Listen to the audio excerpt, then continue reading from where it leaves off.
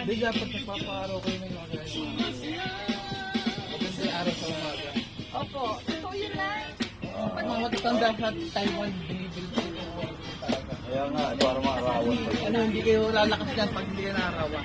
Pag umaga sa anin, nagdidilig ako Sa umaga, maganda talaga. Oo, nagdidilig ako sa third floor na pati likod ko nakakubad ako. Ginaganda. Ako ba din talaga? Eh, yung likod, yung towel. Si nanay ganun. Sana hindi pwede magubad, nabobosoan daw siya.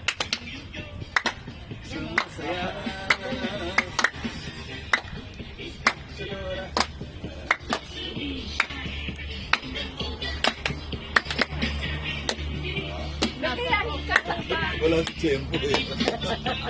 Kamay na lang, wala ba sa tempo eh. Sabay yung palakpak.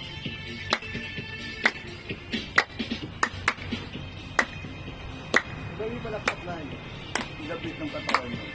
1, 2, 3, 4. Ay, bonggang-bongga. Ito lang yung pan ko kayo maganda. Ang mahal mo,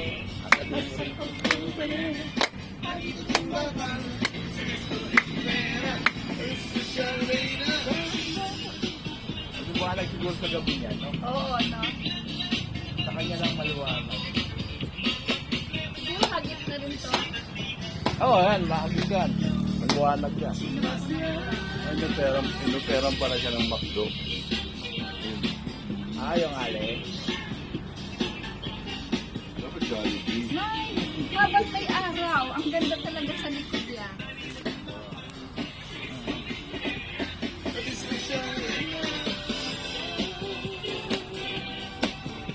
Magdaling araw, meron na rin dito.